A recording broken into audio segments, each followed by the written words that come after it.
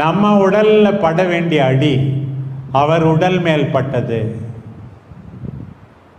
நமக்காக அவர் நொறுக்கப்பட்டாராம். நமக்கு நிறைவாழ்வை அளிக்க அவர் தண்டிக்கப்பட்டார். அவர் தம் காயங்களால் நாம் குணமடைகின்றோம்.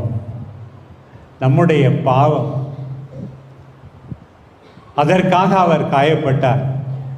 திருத்தூதர் பணி 2ஆம் அதிகாரத்தில் வாசிக்கிறோம். பேதுருனுடைய போதனையை கேட்டு அவர்கள் எல்லாம் உள்ளம் குத்துண்டார்கள். நீங்கள் தான் ஆண்டவரை கொண்டீர்கள். அந்த 3000 பேர் ஒன்றும் ஆணியும் சுத்தியும் வச்சுக்கிட்டாங்க, நிற்கல. இருந்தாலும் பேதுரு சொன்னார், அவங்க ஒத்துக்கிட்டாங்க. அதே போல தான் இன்னைக்கு நான் சொல்கிறேன். நம்முடைய பாவத்துக்காகத்தான் ஆண்டவர் இப்படி காயப்பட்டார். அந்த மக்களை போல ஏற்றுக்கொண்டு புது வாழ்வு வாழப்போகிறேன் என்று நாம் சொல்ல வேண்டும்.